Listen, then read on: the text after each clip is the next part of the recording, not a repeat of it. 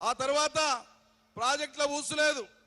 తెలంగాణ ఉద్యమం కేసీఆర్ ప్రారంభించిందే కృష్ణా గోదావరిలో తెలంగాణ ప్రజల వాటా దక్కాలి, ఈ ప్రాంతం సస్యశ్యామలం కావాలి నా తెలంగాణ 1 కోటి ఎకరాల సస్యశ్యామల సీమ అని చెప్పి నినదించి ఉద్యమాన్ని ప్రారంభించి దశలుగా ముందుకు తీసుకొని పోయి 2002 నవంబర్ మాసంలో 45 రోజుల కార్యాచరణను ప్రకటించి 2002 నవంబర్ ఆఖరి వారం నుంచి జనవరి 2023 వరకు 45 రోజుల పాటు జల ఉద్యమ కార్యక్రమాన్ని ప్రకటించి కృష్ణా గోదావరి జలాల్లో తెలంగాణ ప్రజల వాటా తేల్చాలని అద్భుతమైనటువంటి ఉద్యమ కార్యాచరణ ఇచ్చి తెలంగాణలో ఉండేటువంటి రైతాంగానికి సామాన్య జనానికి నీటి అవగాహన టీఎంసీల లెక్కలు తెలిపినటువంటి ఉద్యమ నాయకత్వం కేసీఆర్ ప్రజ్ఞ.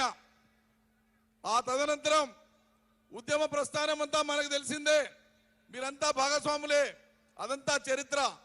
ఒకసారి రాష్ట్రం సిద్ధించిన తర్వాత వరుసగా ఏ వాగునీళ్లు ఎక్కడ మలపాలి, ఏటి మీద ఎక్కడ కట్టాలి, ఎక్కడి నుంచి ఎక్కడ చెరువులకు నింపాలి, తెలంగాణలో ఉండేటువంటి ఇంచు నేల మీద సమగ్రమైనటువంటి ఒక అవగాహనతోన సాగునీటి ప్రాజెక్టులకు రూపకల్పన చేసి పెండింగ్ ప్రాజెక్టులను పూర్తి చేసేటువంటి ఒక కార్యక్రమం. ఈ లోపల మన ఆకలి తీరాలి, వ్యవసాయం నడవాలని మిషన్ కాకతీయ ద్వారా 46,000 చెరువుల పునరుద్ధరణ చేసి తెలంగాణలో అడగంటిపోయినటువంటి నీళ్లను ఇలా భూ ఉపరితలం మీద మంచినీటి సముద్రాన్ని తలపించే విధంగా తెలంగాణను రూపుదిద్దినటువంటి రూపశిల్పి కేసీఆర్. ఒకనాడు నల్గొండ జిల్లాలో తాగునీళ్ల కోసం మంచినీళ్ల కోసం 500, 600, 1000, 1200 ఫీట్ల బోర్లు వేస్తే మంచినీటి గతి లేదు.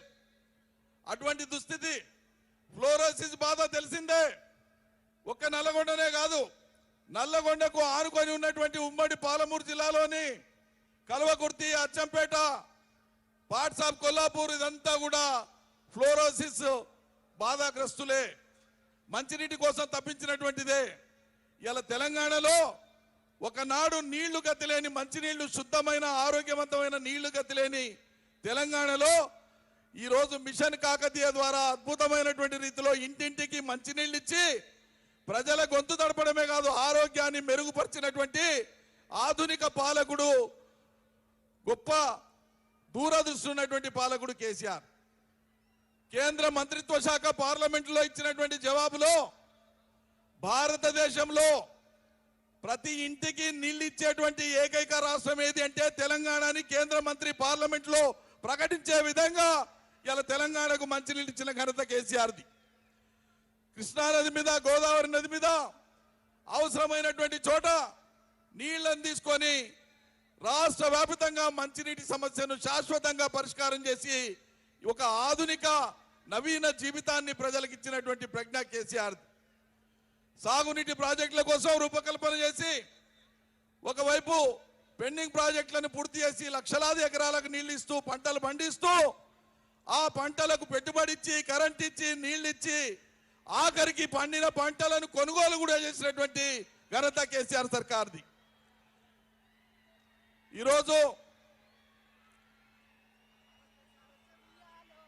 మన అధినేత గౌరవ కేసీఆర్ గారు కొన్ని క్షణాల్లో ఇక్కడ ల్యాండ్ అవ్వబోతున్నారు.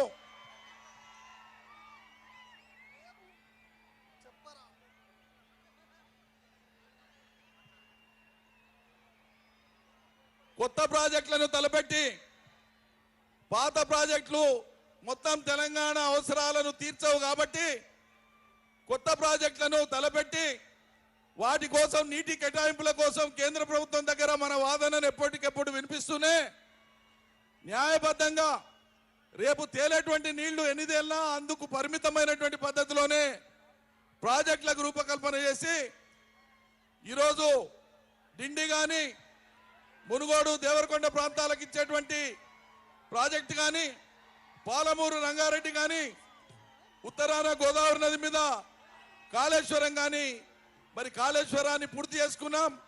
పాలమూరు రంగారెడ్డిని దాదాపు 85-90% పనులు పూర్తి చేసుకున్నాం. రిజర్వాయర్లన్నీ కూడా నింపుకోవడానికి సన్నద్ధమైనాం. ఒకవైపు మనం ప్రాజెక్టులు కట్టుకుంటా ఉంటే ఇంకోవైపు ఇదే కాంగ్రెస్ వాళ్ళు సిగ్గుపడాలి. ఇక్కడ పులిచింతల కట్టినప్పుడు పోయి మిషన్లు కాల్చినటువంటి వాళ్ళే మళ్ళీ పులిచింతల తర్వాత రాష్ట్రం వచ్చిన తర్వాత వాళ్ళ పాలన ఉన్నప్పుడు దాంట్లో కాంట్రాక్టులు పొందింది వాళ్ళే. పాలమూరు రంగారెడ్డి ప్రాజెక్టు కోసం మనం ముందుకు పోతా ఉంటే అనేక కేసులు వేసి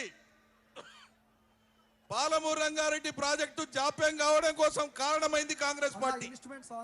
అనేక కేసులు వేసినారు. కానీ వాళ్ళ నిస్సిగ్గుగా ఏం మాట్లాడుతున్నారు? పాలమూరు రంగారెడ్డిని సకాలంలో పూర్తి చేయలే కేసీఆర్, ఫలితం ఇయ్యలే, నీళ్ళు ఇయ్యలేనటువంటి దుర్మార్గం మాటలు మాట్లాడుతున్నారు. ఒకవైపు సహకరించని కేంద్రం మన నీటి వాటా తేల్చకుండా 9.5 ఏళ్లైనా సరే కృష్ణా నదిలో ఆంధ్ర తెలంగాణ వాటాను పంచకుండా ఒకవైపు కేంద్రం సహకరించని తీరు, మరోవైపు కాంగ్రెస్ వాళ్ళు వేసినటువంటి కేసులు, వీటన్నింటినీ అధిగమిస్తూ మనం ముందుకు పోయి పాలమూరు రంగారెడ్డిని రాష్ట్ర సొంత నిధులతో మనం దాదాపు పూర్తి చేసుకున్నాం. కొన్ని ప్రవాహ కాలువలు తవ్వుకుంటే ఈ స్థితిలో హలో ఈరోజు ఆర్కెస్ట్రా సైలెన్స్ ఒక పెనుముప్పును, ఒక ప్రమాదాన్ని తెలంగాణ ప్రజల యొక్క జీవన్మరణ సమస్య అయినటువంటి కృష్ణా నది జలాల మీద ఒక గొడ్డలి పోటు లాంటిది కాంగ్రెస్ పార్టీ నిర్ణయం తీసుకుంది, కాంగ్రెస్ ప్రభుత్వం. అదేంటంటే నీటి వాటా తేలే వరకు మన అజమాయిషిలో ఉండే నాగార్జున సాగర్, ఆంధ్ర అజమాయిషిలో ఉండే శ్రీశైలం పర్మనెంట్ గా నీటి వాటా తేలే వరకు ఇది కొనసాగాలని చెప్తా ఉంటే కేసీఆర్ 9 ఏళ్లు దాన్ని కాపాడుతా వస్తుంటే ఈరోజు కాంగ్రెస్ పార్టీ, కాంగ్రెస్ ప్రభుత్వం పోయిన మొన్న జనవరిలో 17వ తేదీ నాడు కేంద్రంలో జరిగినటువంటి మీటింగ్ లో ఆంధ్ర తెలంగాణ 2 పార్టీలు ఒప్పుకొని వచ్చినాయి.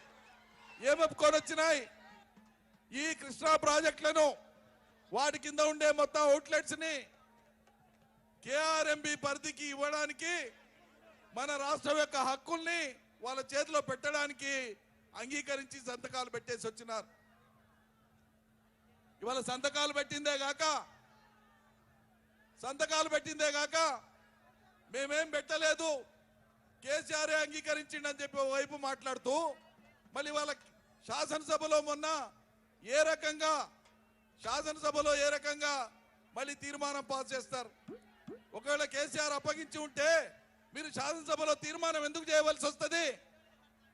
కాబట్టి ఈరోజు కాంగ్రెస్ ప్రభుత్వానికి కృష్ణా జలాలే కాదు, వాళ్ళు ఇచ్చిన ఏ హామీలను అమలు చేసే చిత్తశుద్ధి వాళ్ళకి లేదు, ఆ ఉద్దేశం వాళ్ళకి లేదు. దురదృష్టం ఏంటంటే ఒకనాడు మన నీళ్లను, మన రాష్ట్రాన్ని ఆంధ్ర ప్రాంతానికి అప్పచెప్పినారు, ఆంధ్రలో కలిపేసినారు. ఇవాళ మనకు ఉండేటువంటి రాష్ట్రం అయినాక కూడా మనకు ఉండేటువంటి కృష్ణా జలాల మీద మనకున్న హక్కును కృష్ణార్పణం చేసి ఆంధ్రకు అప్పచెప్పేటువంటి కుట్ర పన్నారు.